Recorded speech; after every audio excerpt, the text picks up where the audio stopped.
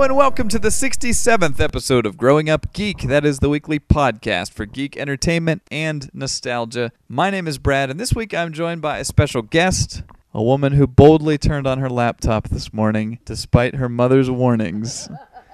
My wife, Amber. Hello. Were you affected by the virus? No. For those who don't know, there was a Conficker virus, it's called, that was supposed to launch today, April 1st, and your mom called you last night with some warnings, I guess. She told me at least 3 times to turn off my computer last night before midnight and to not use it at all today, April 1st, and not turn it back on until April 2nd because my computer would go crazy and I wouldn't be able to do anything, and I just cracked up. And what are the results? Nothing. It's a very Y2K situation. Yes, apparently, I guess a lot of people, including the news, because my mom was only freaked out because of the news. She would have never figured this out unless the stupid news did this to her. They think that you just get a virus just because you turn your computer on, not because you downloaded something stupid and decided to get something from somebody that you don't know. And there are malicious websites that you could go to that would automatically give it to you. But I talked to IT today. You have to know, Target.com is not going to give you a virus, all right? That's a new special they're running. I did talk to my IT department at work today, and they said there hasn't been any cases around the office or anything. So looks like kind of a bust, at least on our end. So you were hoping for it to happen? Yeah. It's not a bust. Kind of a letdown. Oh, gosh. I think it's just an April Fool's joke to get all the news and people like my mom excited. Because, hello, today is April Fool's Day. Did you guys celebrate April Fool's whenever you were growing up? Yes. What kind of stuff? We definitely didn't. I mean, I remember video game magazines would do an April Fool's joke and put a fake code or something in there. But did your mom do something? No. My parents didn't really do anything. I remember, one April Fool's Day, I guess it was a Saturday, and my mom had a volleyball tournament or something that she was gone for all day, and we wanted to play an April Fool's joke on my mom, and somehow one of us, my sister, my brother, and I, thought that this was so awesome and that it was so believable that we decided that we were going to put a whole bunch of her blue and black makeup around my eye and pretend that I got hit by a car while she was gone. Okay, but I would have had to have gone to the hospital and somebody would have told her. So when she came home, I was like, Mom, I got hit by a car. And she just totally didn't believe us. It was just funny. Why was this an idea? I got it. I'll tell Mom we got brutally run over. Because we were evil. I don't know. Wow. We never did anything like that. But how did it go over with your mom? It was not a big deal at all. She didn't believe us. She didn't care. I think maybe she was mad that we used all her makeup. Maybe. I don't know. Yeah, she's more concerned about the makeup. I don't know. Yeah. Well, no future in the special effects business, maybe. That's called the makeup, but yes. Yeah. Or in the makeup industry. I didn't do it, though. That would be my sister put the makeup on, so no future for her. There you go. Better luck next time. So let's go ahead and get into some geek news here. And actually, this week, we're going to keep it short. We only have one news story we'll talk about, and that is the Where the Wild Things Are trailer, which a lot of people are talking about. Just went up online based on the book by Maurice Sendak. And Spike Jonze is directing. And I think the big news here is that the trailer is just very serious in tone almost. Everybody probably remembers this book from when they were kids, Where the Wild Things Are. It's about this boy. He won't eat his dinner or whatever. He's sent to his room, and he kind of has an imaginary world that he goes into with all these monsters. And this movie, I mean, if people know Spike Jonze, he's a very kind of odd... He directed Being John Malkovich. So he's got a very oddball style. He's got great music videos, like the Christopher Walken dancing video for Fatboy Slim, or for Weapon of Choice. So we just watched that trailer again, and it's got music by Arcade Fire, and it's just overall an interesting tone for this book. What did you think of the trailer? It looks good, I guess. Not a lot of thoughts rattling around? Monsters look the same. I think the monsters look really impressive. It's kind of a combination of CG faces, but with full furry bodies. You made a comment it looked like the Fraggle Rock monster. Yeah, the monsters that lived outside that would try to catch the Fraggles and eat them when they went to the trash heap. The ones that would try to eat the Fraggle Rock. Fraggles. The show was basically about them trying to get this Fraggle Rock and eat it. Shut up. You know what I mean. Yeah. That's what they look like to me. They look like those big guys. They would go, Fraggle! Because they're like big dudes lumbering around in suits. Yeah. Or like Sweetums from the Muppets. Yeah, I like that. So they're kind of looking like that, but then you have this sort of semi-serious music, and you have this tone. The visual style of it is very kind of muted and almost dark. Yeah, but the colors in the book were like that, if I remember correctly. It was like brown and black and white. Like, that was it. It looked good. The trailer looks good. I don't remember the book being extremely serious, but I also haven't read it in a really long time, so I don't know. No, I think he's doing a lot more serious things with it. From what I've read from him, he's saying he's going to make the boy kind of like from like almost a divorced home or a troubled home where he wants to escape using this monster world, and all the monsters. Is that in the book? I don't remember that at all. I think he's just like sent to bed without supper or something. I don't think they introduced divorce into the book. Yeah, I didn't think so. I remember really liking the book and thinking it was really cool, and the only reason why I really liked it was because of the monsters. I thought they looked cool. Yeah, I think that's what most people remember is just these monsters. All I have to say is there's a shot in there of one monster flinging another monster into the air. The way he flies around is so unrealistic. He does like 50 million twists. I think there's going to be a lot of adults who are disturbed by it because it's much more serious than they think it's going to be. But that's what I mean. That concept could be great, like an honest-to-God kid in this crazy world. I'm looking forward to it. Yeah, sure. We got a yeah, sure. So let's move on. How about this? You're going to make me go see it no matter what, so it doesn't matter what I say. You know who Spike Jonze is, right? Yes. Y'all think America's Satan. Oh, gosh. From Three Kings. If you ever want to see him act, he's in Three Kings. That's how you choose to reference him? Spike Jonze. If I were going to choose a way to reference Spike Jonze, that would probably be like at the bottom of a list of 100 ways. And also that he's not Spike Lee. No, I know. I think a lot of people confuse that, but whatever.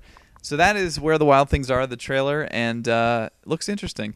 So let's move on to our main topic this week, which, if you've been following this show, you'll remember a long time ago I talked about how I was forcing Amber to watch episodes of Star Trek Enterprise with me, which is a show that has been canceled now for 3 or 4 years, and significant because it was the first canceled Star Trek series since the original, and that ended a long, 18-year run of Star Trek. So does that mean it's going to have a following like the original? I don't think that has happened in the 4 years since it's passed. So I know it won't, but I just was making a joke. Initially I watched the show and I was excited by it, but I kind of got off the boat around the 3rd season. And so what we did is I felt like I kind of owed it to the show to go and finally finish it out. You owe it to Scott Bakula. Right. Yes. We'll get to that. So Quantum Leap. So Amber was gracious enough to watch the entire 3rd and 4th season of Enterprise with me. And for those who've never seen it, it's basically a prequel to the original Star Trek series. And in this one, it's the first Enterprise ship, the NX-01, instead of the NCC-1701. You should have me give a summary of this show like that girl online that summarizes Star Wars and she doesn't have everything right, because I don't have all these numbers and things memorized. It'd probably be more interesting. Do you have anything you want to say up front about what the show's about? Well, you already said it. Now I'm going to sound stupid. It's about Star Trek. It's about Star Trek. Boom. What else can you add? But yeah, so it stars Scott Bakula, as Amber was saying, as the captain, Jonathan Archer. It has a Vulcan sub-commander, because this is the point at which Vulcans and humans are just starting to get, their relationship going.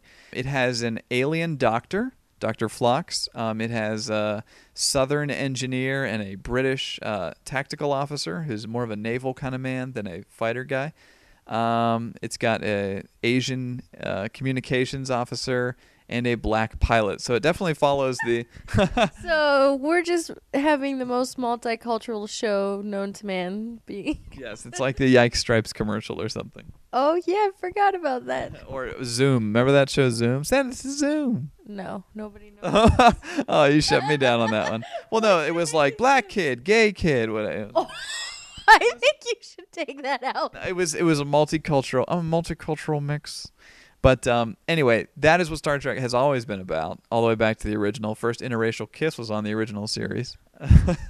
She's getting bored already, so I better speed this up. I want to know, first of all, how much Star Trek did you know about before this? I would say I knew a good amount. because my dad really loves Star Trek. Every time we would go visit my dad at his house, it was always on Sunday nights, and we would watch that like all day. To me, I was like, oh, this is the only thing that's on. So I know some things, not the original stuff. I only Before your time. Mostly I watched Next Generation with my dad. I know about Data because I thought he looked cool. And I know about Captain Picard. Okay, and when I was in high school, I wrote a Star Trek fan fiction with a friend of mine and had a website. Yeah, I was surprised to see it actually has a thriving web community now of writers, all based. It was called Star Trek Frontiers. I bet you people who are listening to the show have read that and didn't know that you started it. So yeah, I started it with a friend from high school, and I just, he started doing this sort of web community thing, and then years later, I'm just, crapping around on the internet, and I see this website, Star Trek Frontiers, and all these scripts for all these fake seasons of it. So I actually felt kind of proud of that. It was kind of cool. But anyway, I was a big fan of Star Trek, The Next Generation. I had the technical manual. I decorated my room like Star Trek. So obviously I was huge into it. And Enterprise as a show, like I said, I was excited about it at the beginning. I actually was more excited about this show than Voyager or Deep Space Nine. But we kind of finished it out. And so what overall were your impressions of Enterprise? I liked it. I didn't really want to watch it to begin with, but once I know what's going on and I know the characters, I go, okay, let's watch it. But I thought it was good. You said everybody hated the third season, but I think the third season is way better than the fourth season. And I think the fourth season is a lot of it is just redoing what was done in the third season, but with just different races or different characters. I don't know. Yeah, the third season deals with this story arc. The entire third season is a story arc where they're chasing after this race called the Xindi that has attacked Earth, and they're trying to track them down. And so, it supposedly people who watched that on television, it kind of annoyed them because they had to sort of slog through every episode of we're chasing the Xindi. And I actually enjoyed that as well. I will agree with you that I thought 3 was the stronger season than 4. Having said that, I think that there were definitely good episodes peppered throughout this whole series. I never thought one season was particularly amazing compared to the others, but there was a lot of good little stories here and there. So overall, you thought it was decent. What were some of the best things about the show? I really liked the episodes that had nothing to do with anything else. I agree. I totally agree. So all of season 3, every episode where it has nothing to do with the Xindi, I liked. Almost like Twilight Zone-y kind of episodes, science fiction-y. Yeah. There, a couple of shout-outs, episodes I really liked. Probably my all-time favorite, if you have to only watch one, is called Cogenitor. And it's about this alien race, the Vissians, I think. They come on board, and they actually have a third sex, which is used for their reproduction. They actually have this third person that contributes some sort of enzyme to a male and a female, and then together all three of them have the baby together.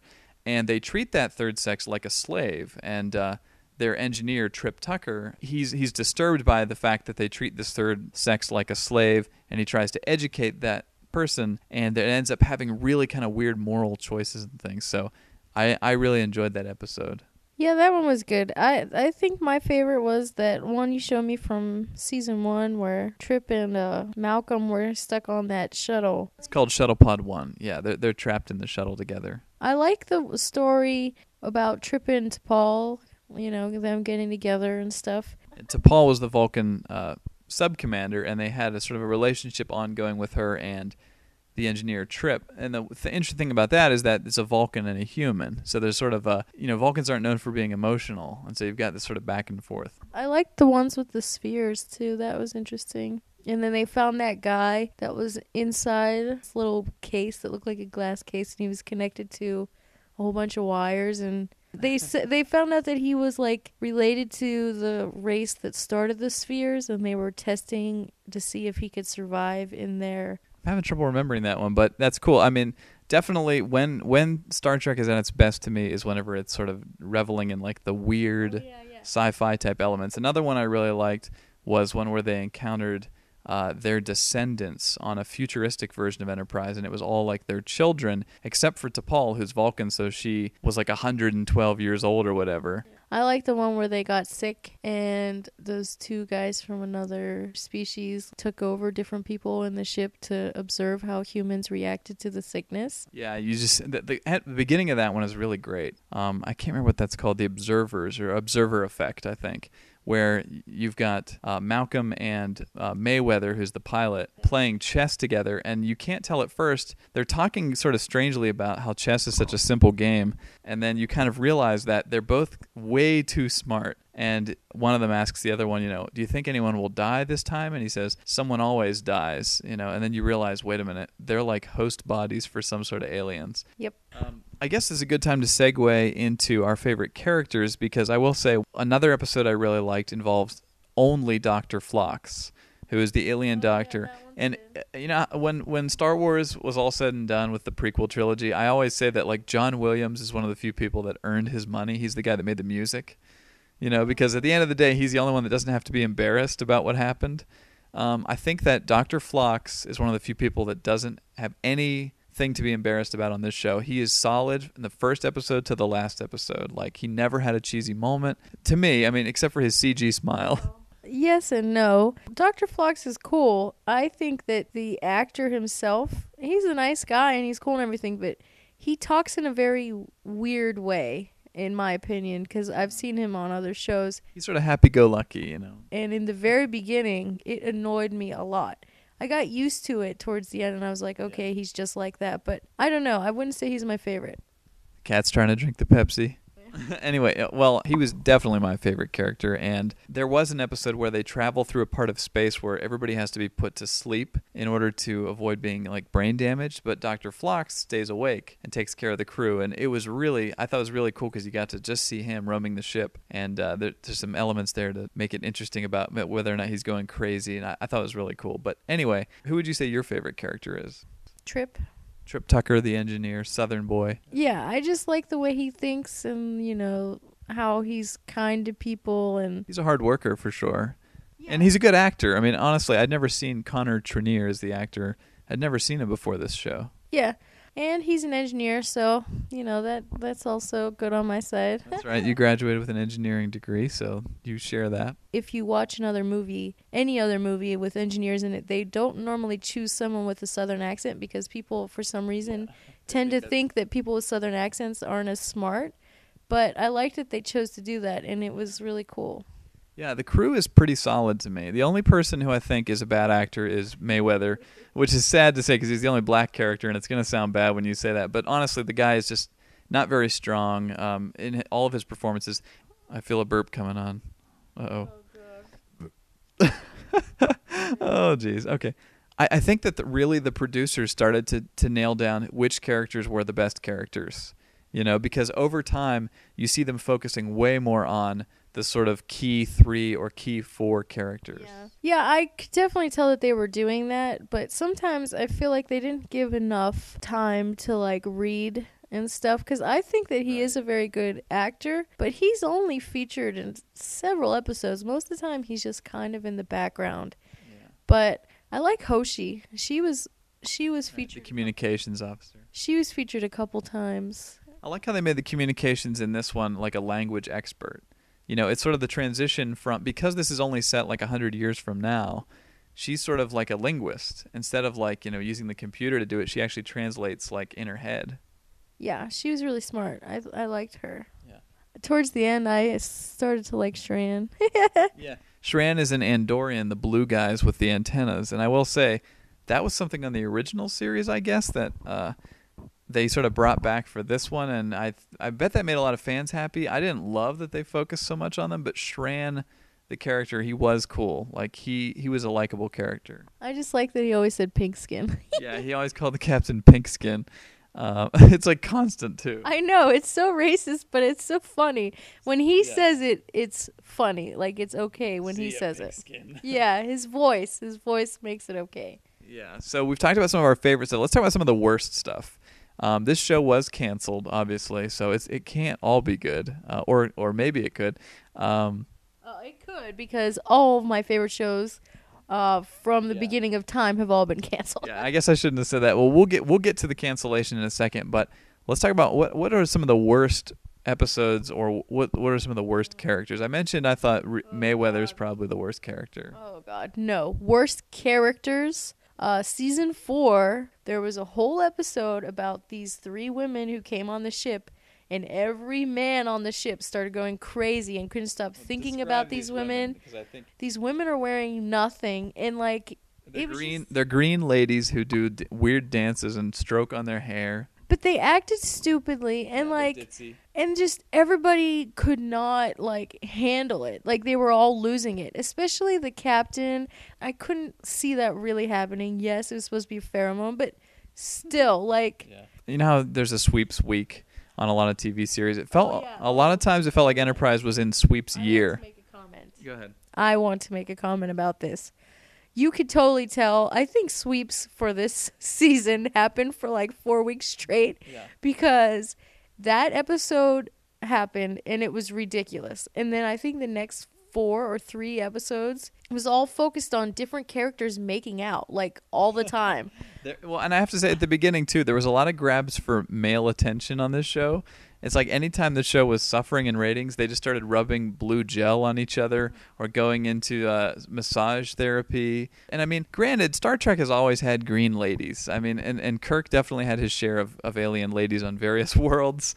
But you could definitely tell when the show was slipping, they would like sort of press a lever that would increase either the sex or the violence on the show. And there'd be more things blowing up or more fights. You know. Yeah, but that's what made it worse. That's what made it canceled, in my opinion. Yeah, this is the thing that I wanted to talk about as far as the cancellation was. The show was canceled after 4 seasons, like I said. But there seemed to be a disconnect to me between the fans of Star Trek and sort of the mainstream audience. And like I feel like this is a problem that lately Star Trek has had where they would like to stay true to what makes Star Trek, which is sort of the technical side and the science fiction side and all the exploration. But the mainstream audience wants explosions and naked green ladies, you know, or some. And so it feels like when they need to grab ratings, they almost have to make the show something that it's not. The show is really not about violence. I think Gene Roddenberry would be kind of sickened by how much violence, because he was a very anti-war guy. See, I would say that's true for other shows, but sorry to say, there is no mainstream people watching Star Trek. You're watching Star Trek because you like Star Trek and you want to watch it. There aren't just random people who go, ooh, I'm going to watch it this week because it has explosions. No. Like, look at the new movie that they're making. Like, it's all action and explosions and all this stuff. But that's different because it's a movie. Right. People go to the movies no matter what, and a lot of people just choose whatever is out. Like, they don't really go for a specific movie a lot of the times. And that's how that is okay. So what do you think the failing of the show was? Well, like, why do you think it was? Because the only people watching it were Star Trek fans, and then they started doing stuff like that to try to get other people to watch it, but that's not going to happen. So do you think the solution for Star Trek needs to be to just drill down into its Star Trek-ness and not sort of give a darn about the mainstream audience? Yep, that's exactly it. Unfortunately, we live in a world where that won't keep a show on the air, and that's a sad thing to me because I think it has a total place. If you had every Star Trek fan out there contribute money to make a Star Trek channel, I bet you could do it. It's funny you say that because there was a huge groundswell on the original series when it was canceled. All these fans writing letters and things, and that's sort of how the convention scene started. But so, final thoughts on Enterprise? I thought it was a good show. Yeah, there's a handful of good episodes in there. I think I would recommend people check out a few of the ones that we've mentioned, or if you're interested, Netflix the whole thing. Who knows? You might enjoy it. I just want them to get rid of the last episode altogether. Okay, now the last episode I really loved. It got a lot of criticism, and I wanted to say this. I thought it was actually fantastic. As a fan of The Next Generation, to see Enterprise D again, I was like, oh man, this is great. But I understand a lot of the fans didn't like it. Now listen. Okay. Yes, I like that idea. I think that idea is really cool. But to end it like that, I don't think it's really fair. I think you had a Felicity moment there at the end. It made me so mad. You wanted the relationships to stay. Well, it can't always go that way. Felicity, though. Felicity at least let the relationship happen. Not necessarily with the person I wanted, but she was still with one of them. So. And she did time travel at one point. Well, that was because they canceled the show and made them do it again. Yeah. Well, that is Enterprise for this week. Admittedly, one of the nerdiest things that you can ask your wife to do is watch a Star Trek series with you. So what are you gonna do for me now? Exactly. Well, I guess we'll have to figure it out. If you count all the hours that I spent in this show, watching this with you, I think there's many hours of you painting pottery with me or something. There you go. Stay tuned for that episode coming up. And so before we close out our show this week, we like to always get a little nostalgic, reminisce about what it was like growing up geek.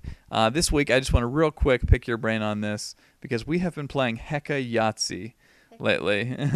and we've been playing it on Xbox Live through their new Hasbro Family Game Night. And you know what? I've been enjoying the heck out of this, as I keep saying heck. Heck. And I just wanted to ask you about Yahtzee and about games when you were growing up, like board games, straight up games, not video games. Well, yeah, that's what if you can ask me about anything, games is one thing I know a lot about. Your family, for the record, when I go over there for holidays, they always bust out the board games. My sister's first word when she was born was Yahtzee, okay?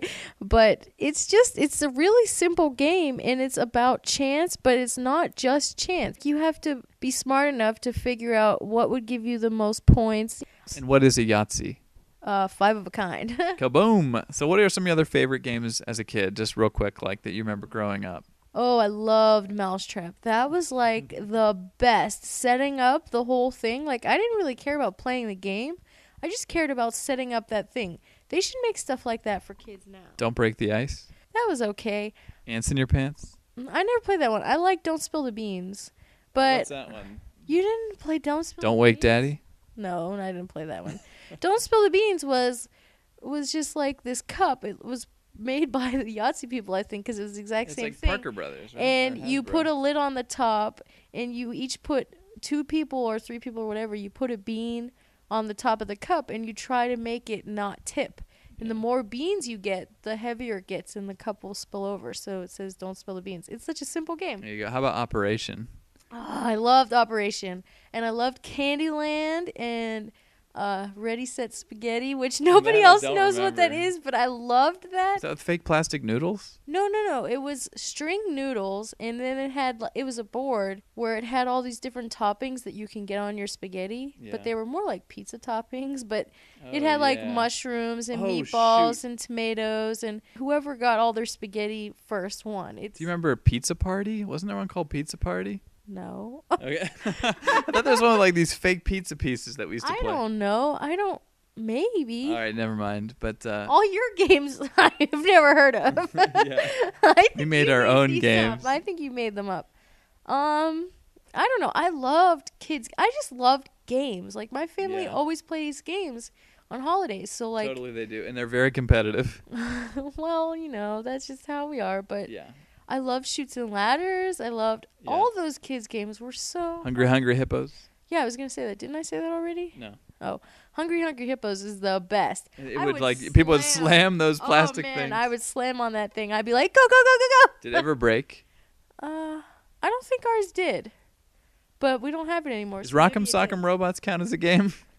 Yeah, but that was boring. That's the crappiest. Yeah, if that is a game, it's the crappiest because you just punch the dude, his head flies up, and it's like, all right, we're done with this. Yeah, that was boring. I don't know. There's so many games. They're really awesome. Lots of good ones. That means family game night. You should just stop playing video games and start playing board games again. Well, no, you know what? That's the thing. I really got to pimp family game night, the Xbox game, because we've been having a blast with that. It has Battleship. We forgot to mention Battleship. It has Connect 4 in it. You love Battleship, I think. Battleship to me is kind of... The execution of Battleship in this game is really good. The way that they do it, and like how you can hide your side if you're... It says for the other person not to look while you set up your ships. You can totally cheat, which is so funny, but I guess... But it's fun, man. So if you're out there and you want a good, clean fun, whatever, download Family Game Night, Hasbro Family Game Night, play some Yahtzee. Become smart. You don't even have to download it, really. We just downloaded the trial, so it times you out pretty quickly. We can't ever figure out who wins Yahtzee. But you can only get like 3 shots fired on Battleship, and you can only put like a couple pieces in for Connect 4. Yeah, so. it cuts you short on Connect 4. You can only spell like 2 words on Scrabble. Yeah, so. Scrabble's not bad either. I spelled goat. I'm so glad you know how to spell goat. Thank you. So on that note, let's end this podcast. And thank you all for listening. If you would like to contact us, send us an email or leave us a comment on our website, which is found at growing-up-geek.com. Once again, my name is Brad, I'm Amber. and we'll catch you next week.